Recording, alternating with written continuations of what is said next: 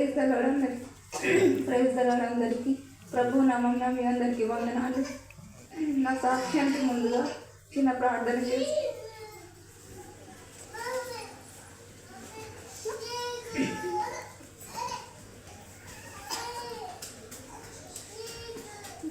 ప్రేమగా తండ్రి ప్రభు, గొప్ప దేవుడవు తండ్రి, అద్భుత కార్యం చేసే గొప్ప దేవుడవు ప్రభు.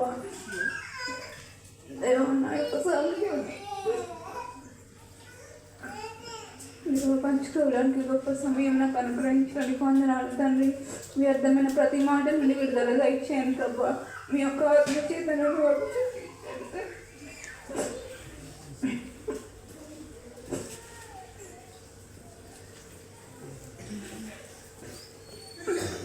దేవా నా యొక్క రక్షణను బట్టి ప్రభు, నా యొక్క సాక్ష్యాన్ని బట్టి ప్రభు అనేకులు రక్షణలోకి వచ్చినట్లు సహాయం దయచేయమని యేసయ్య పరిశుద్ధ నామమున బట్టి స్తుతించి అడిగి ప్రార్థిస్తున్నాను తండ్రి.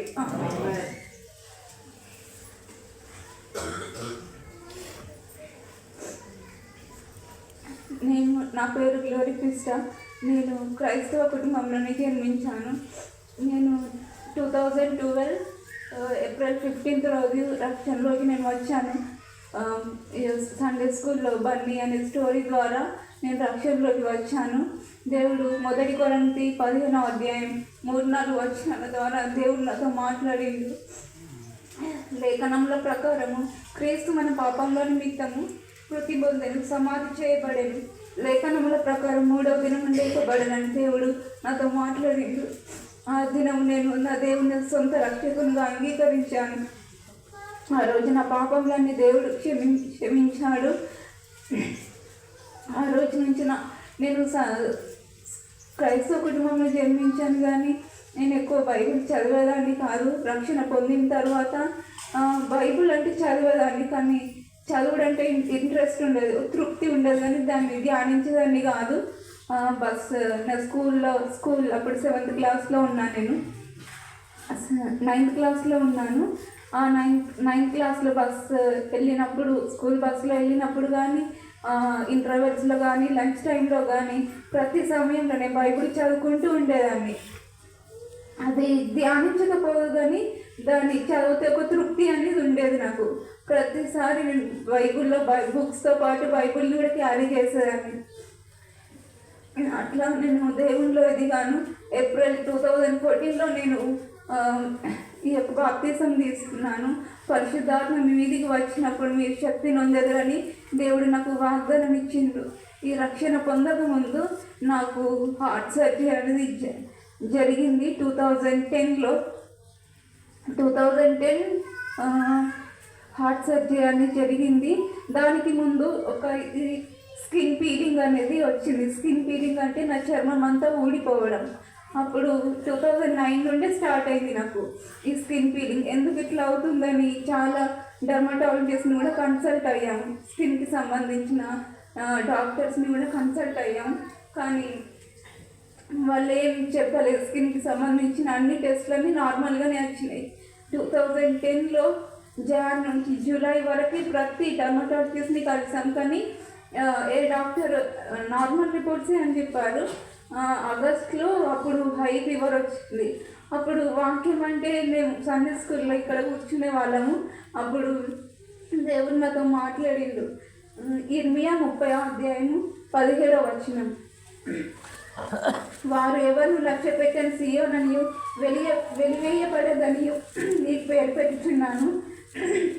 అయితే నేను నీకు ఆరోగ్యం కలుగజేసేదను, నీ గాయములు మాన్పేదను, ఇదే యెహోవా వాక్కు అని దేవుడు నాతో మాట్లాడిండు. ఈ వాక్యం ఎందుకో నా హృదయంలో ఇది తట్టిపోయింది ఈ వాక్యం.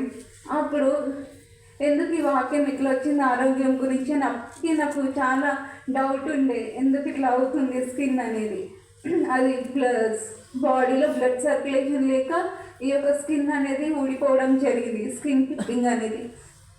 అప్పుడు ఆగస్ట్లో అదే ఈ వాక్యం వచ్చిన 1 వీకే నాకు చాలా హై ఫీవర్ అనేది వచ్చింది. హై ఫీవర్ వచ్చినప్పుడు నేను ఏదో ఏ ఫీవర్ వచ్చినా పారాసెటమాల్ వేసుకొని ఉండేదాన్ని. బట్ ఇక్కడ జగిత్యాల మోహన్ రెడ్డి హాస్పిటల్ని కన్సల్ట్ అయినప్పుడు టెస్ట్లన్నీ చేసినప్పుడు హార్ట్ ఈమెకి ప్రాబ్లం ఉంది అని మోహన్ రెడ్డి హాస్పిటల్లో చెప్పారు. అప్పుడు తొందర ఏమని అడ్మిట్ చేయాలి నిమ్స్ హాస్పిటల్లో అన్నప్పుడు హాస్పిటల్కి వెళ్ళినాం. 1 మంత్లో అన్ని టెస్టులు జరిగినాయి తార్నాక హాస్పిటల్లో. అక్కడ అన్ని లెటర్స్, మా డాడీ కూడా చాలా కష్టపడ్డాడు. అప్పుడు మాకేం తెలియదు. అది ఆ సమయంలో 1 మంత్ హాస్పిటల్లో అడ్మిట్ అయ్యి టెస్ట్ జరిగిన తర్వాత సెప్టెంబర్ నిమ్స్ హాస్పిటల్లో 17th August 2010లో నేను అడ్మిట్ అయ్యాను. అప్పటి వరకు టెస్ట్లు అయినాయి. తర్వాత యాంజియోగ్రామ్ టెస్ట్ కూడా అయిపోయింది. దానికి సర్జరీకి ముందు ఇది చేస్తారు, యాంజియోగ్రామ్ టెస్ట్. ఇది బాగుంటే సర్జరీకి ఓకే చేస్తారు. అప్పుడు 9th September 2010లో నా సర్జరీ జరిగింది. డిశ్చార్జ్ 16th September 2010లో నేను డిశ్చార్జ్ అయిపోయినా. అంతా బాగానే ఉంది. సెవెంత్ క్లాస్ నేను కంటిన్యూ చేశాను, డిస్కంటిన్యూ ఎక్కడ చేయలేదు. 7th 8th 9th 10th బాగానే చదువుకున్నాను. క్లాస్లో ఫస్ట్ వచ్చేదాన్ని. ఇంటర్ కూడా నేను కరీంనగర్లో కంప్లీట్ చేశాను. బీటెక్ వాగేశ్వరి కాలేజ్లో కంప్లీట్ చేశాను. బీటెక్ కూడా ఫస్ట్ క్లాస్లో నేను పాస్ అయ్యాను. 2020 వరకు నా బీటెక్ కంప్లీట్ అయిపోయింది. అప్పుడు దేవుడు నాకు 2020లో నాకు వాగ్దానం ఇచ్చిండు. 10 దినములు శ్రమ కలుగును, నేను నీకు జీవ కిరీటం ఇచ్చేదను, మరణం వరకు నమ్మకంగా ఉండుము, 2వ మరణం వల్ల ఏ హాని చెందడు అని దేవుడు నాకు వాగ్దానం ఇచ్చిండు. అప్పుడు 2020 వరకు నేను బాగానే ఉన్నాను. 2020 నుంచి నాకు మళ్ళీ హెల్త్ ఇష్యూస్ అనేది స్టార్ట్ అయింది. అప్పుడు నా ఫేస్ స్వెల్లింగ్, నా లెగ్స్ స్వెల్లింగ్, నా స్టమక్ స్వెల్లింగ్, చాలా స్వెల్లింగ్ అనేది వచ్చింది. అప్పుడు వచ్చినప్పుడు ఎందుకు ఇట్లా అవుతుందని చాలా డాక్టర్స్, ఇప్పుడు నేను ఆ యొక్క చాలా హాస్పిటల్స్ తిరిగాను. ఆ హాస్పిటల్స్ నేను చెప్పేంత టైం కూడా లేదు. అన్ని హాస్పిటల్స్ తిరిగాను నేను. హైదరాబాద్లో, కరీంనగర్, ఇక్కడ జగిత్యాల కూడా ప్రతి ఒక్క హాస్పిటల్ వెళ్తే ఏ డాక్టర్ కూడా ఈ పర్టికులర్ రీజన్ చెప్పాలి. ఈమెకి లంగ్స్ ఏమన్నా డిసీజ్ ఉందేమో అన్నీ చెప్పారు, కానీ పర్టికులర్ రీజన్ వాళ్ళు చెప్పలేరు. ఇంకా బ్లడ్ సర్క్యులేషన్ అనేది అవుతలేదని చెప్పలేరు వాళ్ళు. అప్పుడు లాస్ట్కి ఫ్లూయిడ్ అనేది నాకు ఏఐజీ హాస్పిటల్లో అడ్మిట్ చేశారు. ఏఐజీ హాస్పిటల్ అడ్మిట్ చేసినప్పుడు నా స్టమక్ నుండి ఫ్లూయిడ్ తీసేశారు. చాలా ఫ్లూయిడ్ వచ్చింది. అప్పుడు తర్వాత రెయిన్బో హాస్పిటల్ తీసేశారు. ఏఐజీ తర్వాత 3 monthsకి మళ్ళీ ఫ్లూయిడ్ అనేది ఎంత తీసారో అంత డబుల్ అయిపోయింది. తర్వాత రెయిన్బో హాస్పిటల్లో మళ్ళీ అడ్మిట్ చేశారు. అప్పుడు సర్జరీ అన్నీ చేస్తామని చెప్పారు. ఇక్కడ డాక్టర్స్లో కూడా సాధన చాలా పనిచేసింది నా విషయంలో. రెయిన్బో హాస్పిటల్లో కూడా అలానే చేశారు, సర్జరీ చేస్తా అని చెప్పి. అక్కడ 4 days 1 week అట్లా డబ్బులు చాలా ఖర్చు అయిపోయినాయి. అక్కడ కూడా ఫ్లూయిడ్ తీశారు. రోజు ఎంత తీస్తున్నారో అంత డబ్బులు అవుతుంది, కానీ దానికి తక్కువ అవ్వట్లేదు. తర్వాత లాస్ట్కి 1 హాస్పిటల్లో నేను 2024లో లాస్ట్ నవంబర్ డిసెంబర్ జనవరి చాలా టఫ్. అంటే 3 months even I did not sleep for a short while. నేను చిన్న కునుకు కూడా తీయలేను, అంత కాఫ్ వచ్చింది, అంత దగ్గు వచ్చింది.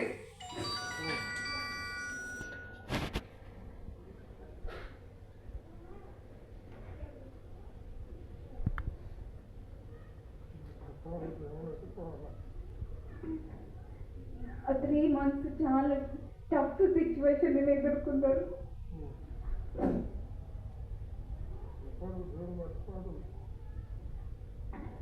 తర్వాత 1 హాస్పిటల్లో లాస్ట్ అనుకొని 1 హాస్పిటల్లో అడ్మిట్ అయ్యాను. అడ్మిట్ అయితే A to Z నాకు అన్ని టెస్టులు జరిగాయి. టెస్టులు జరిగిన తర్వాత ఇదే లాస్ట్ హాస్పిటల్గా ఇక్కడ డాక్టర్ నా కేసు పట్టిండు. అసలు ఈ డాక్టర్ కేసు చాలా క్రిటికల్ ఉన్నది, పట్టమని చెప్పారు.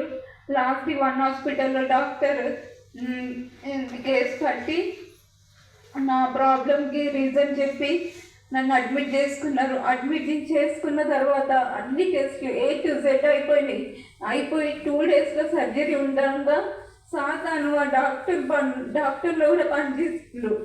మేము మాకు 4 lakhs అన్నాం కానీ 8 lakhs కావాలన్నారు. అప్పటికప్పటికి మాకు అంత డబ్బు లేదు. తర్వాత మేము డిశ్చార్జ్ అయిపోయాం. అదే రోజు డిశ్చార్జ్ అయిపోయి ఇంటికి వచ్చేసినాం. ఇంటికి వచ్చిన తర్వాత 1 weekకి మళ్ళీ మేము ప్రతిమ హాస్పిటల్లో అడ్మిట్ అయినాం. కరీంనగర్ ప్రతిమ హాస్పిటల్లో అడ్మిట్ అయిన తర్వాత అక్కడ ప్రతిమ హాస్పిటల్కి main heart surgeon Ravinder sir ఉండే. రవీందర్ సార్ ఆ సార్ కూడా చాలా మీరు ఎక్కడ 2010లో ఆపరేషన్ సర్జరీ చేసుకున్నారు, అక్కడికి వెళ్ళి నేను చెయ్య అని చెప్పిండు. అప్పుడు మేము యాక్చువల్గా అడ్మిట్ అవ్వాలనే వెళ్ళినాం, కానీ చాలాసార్లు తిరిగిన తర్వాత లాస్ట్కి ఈరోజు అడ్మిట్ అవ్వాలని వెళ్ళినప్పుడు ఆ సార్ కూడా చెయ్య అని చెప్పిండు. చెయ్య అని చెప్పినాక ఆ రోజు ఈవినింగ్ 5 అవుతుంది, 4-5 ఇట్లా అవుతుంది. లాస్ట్కి దేవుని దయ వల్ల ఆయన జస్ట్ స్టంట్ డాక్టర్ అని మాకు తెలిసింది. యాక్చువల్లీ సర్జన్ డాక్టర్ వేరే ఉన్నాడు అని ఒక్క డాక్టర్ వచ్చి దేవుని దయ వల్ల నాకు చెప్పిండు. చెప్పిన తర్వాత అక్కడికి వెళ్ళి సుమన్ దత్త సార్ నా సర్జన్ డాక్టర్ అతని దగ్గరికి వెళ్ళి నేను ఈ కేసు పడతా 90% గ్యారంటీ ఇస్తా అని చెప్పి నా కేసు బట్టి నాకు ఒక 1 week అక్కడ టెస్టులు మళ్ళీ 1 హాస్పిటల్లో జరిగిన టెస్టులన్నీ వాళ్ళు ఇవ్వలేదు. మళ్ళీ నాకు A to Z మళ్ళీ టెస్టులు చేసారు. అప్పుడు నా శరీరం అంతా ఇంత గ్రీన్ కలర్ ఇంజెక్షన్తో ఇట్లా గ్రీన్ కలర్ అయిపోయింది. అప్పటికి మళ్ళీ స్టార్ట్ చేసారు టెస్టులన్నీ.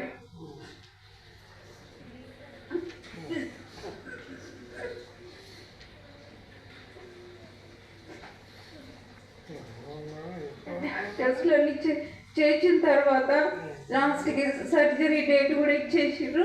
ఇచ్చేసిన తర్వాత సుమన్ దత్త సార్ చేస్తా అన్నవాడు మళ్ళీ 2 days ఉంది. నేను డౌట్ అని చెప్పిండు. మళ్ళీ చెప్పిన తర్వాత ఒక టెస్ట్ చేసిన తర్వాత నేను అనుకున్నంత క్రిటికల్ ఏం లేదు, అంత బాగానే ఉంది, నేను చేయగలుగుతా అని చెప్పిండు. చెప్పిన తర్వాత సుమన్ ఈ రవీందర్ సార్ కింద ఉంటుంది సుమన్ సార్, అంటే అతను కూడా సర్జనే, స్టంట్ డాక్టర్. ఎక్కువ పేరు రవీందర్ సార్కి ఉంది అన్నట్టు. అయితే సర్జరీ అయిపోయింది. సర్జరీకి వెళ్ళే ముందు మా రిలేటివ్స్ అందరూ వచ్చారు. సర్జరీ ఆపరేషన్ థియేటర్కి వెళ్ళే ముందు అందరూ భయపడ్డారు. ఎందుకంటే తను బ్రతకదు అని అందరూ భయపడిపోయారు. కానీ నేను ఆపరేషన్ అంత సక్సెస్ఫుల్గా అయిపోయింది. బయటికి వచ్చే ముందు ఆమె 72 hours లోపు కళ్ళు తెరవది. ఎందుకంటే coming out of anaesthesia 72 hours ఉంటుంది అని చెప్పారు.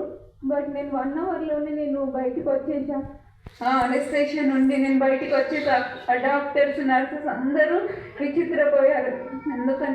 ఎందుకంటే అప్పుడు నాకు ఈ వాక్యం గుర్తుకొచ్చింది. నీవు నన్ను కలుగజేసిన విధం చూడగా భయమును ఆశ్చర్యం నాకు పుట్టించింది. అవి నేను సర్జరీకి వెళ్ళే ముందు అందరూ భయపడ్డారు, కానీ నేను 1 hourలోనే కళ్ళు తెరిచానంటే అందరూ ఆశ్చర్యపోయారు. ఇక్కడ భయము ఆశ్చర్యం 2 కలిగినాయి. దేవుని కార్యంలో అంతా భయము ఆశ్చర్యం నాకు కలిగించిందని నేను అనుకున్నాను. తర్వాత అడ్మిట్ అయిన తర్వాత అప్పుడు ఐసీయూలో నేను షిఫ్ట్ అయ్యాను. ఐసీయూలో షిఫ్ట్ అయినాక అప్పుడు రవీందర్ సార్ వచ్చిండు. సుమన్ సార్కి నా కళ్ళ ముందు ఇక్కడ డాక్టర్స్ అందరూ, నేను బెడ్ పైన ఉన్నాను, నా కళ్ళ ముందు డాక్టర్స్ అందరూ నిల్చున్నారు. రవీందర్ సార్ వచ్చి ఎవరు లక్కీ గర్ల్ అన్నది, ఎవరైతే నా సర్జరీ నా కేసు పట్టలేదో ఆ సారి నా దగ్గరకు వచ్చి నాకు సెకండ్ ఇచ్చి ఎవరు లక్కీ గర్ల్ అని చెప్పిండు. చెప్పి ఆ సార్ కాళ్ళు ఇట్లా ముక్కి హ్యాట్స్ ఆఫ్ టు యూ అని చెప్పిండు. అప్పుడు నేను ఎంతో సంతోషపడ్డాను. రవీందర్ సార్ ఏదైతే కేసు ముట్టలేదో, నన్ను పట్టించుకోలేదు, అదే సార్ నా కళ్ళ ముందుకు వచ్చి ఆ సార్కి హ్యాట్స్ ఆఫ్ టు యూ అని చెప్పిండు. దేవుని కార్యంలో ఎంతో అద్భుతం. కానీ అప్పుడు నేను ఎంతో సంతోషపడ్డాను. ఇప్పటికీ డాక్టర్స్ నర్సెస్ ఇప్పటికీ కాంటాక్ట్లో ఉంటారు. గ్లోరీ అంటే ప్రతి హాస్పిటల్లో అందరికీ తెలిసిపోయింది. రీసెంట్గా మొన్న ఫ్రైడే రోజు కన్సల్ట్ అయ్యాను. ఫ్రీగానే టెస్ట్లు చేశారు. విత్-ఇన్ సెకండ్స్లో నాకు ఆన్సర్ వాళ్ళు రిప్లై ఇస్తారు. అలా నేను డిశ్చార్జ్ అయిపోయాను. నా ఆరోగ్యం కోసం అందరూ ప్రేయర్ చేశారు. మీ అందరికీ చాలా వందనాలు. నా పేరెంట్స్, మా చిన్నక్క, మా అక్కలు కూడా నా కొరకు, మా మమ్మీ ఎంతో హెడ్ఏక్తో ఉన్నప్పటికీ సొంత అమ్మలాగా నన్ను చూసుకున్నారు.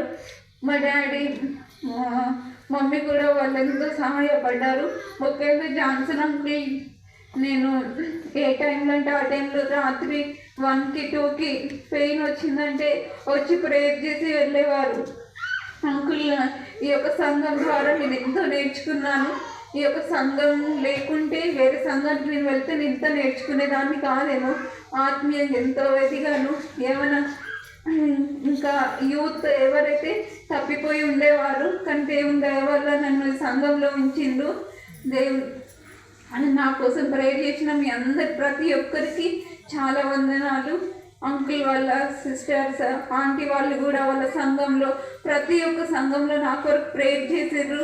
నేను ఇంకా ఆత్మీయంగా ఎదుగునట్లు నా కొరకు ప్రేయర్ చేయండి. దేవుడు ఏ ఉద్దేశంతో, ఏ చిత్తంతో ఈ లోకంలో నన్ను ఏర్పరచుకున్నాడో నా కోసం ప్రేయర్ చేయండి. నా యొక్క ఆరోగ్యం కొరకు ప్రేయర్ చేయండి. నా యొక్క భవిష్యత్తు కోసం ప్రేయర్ చేయండి. ఈ చిన్న సాక్ష్యం దేవుడు దీవించును గాక.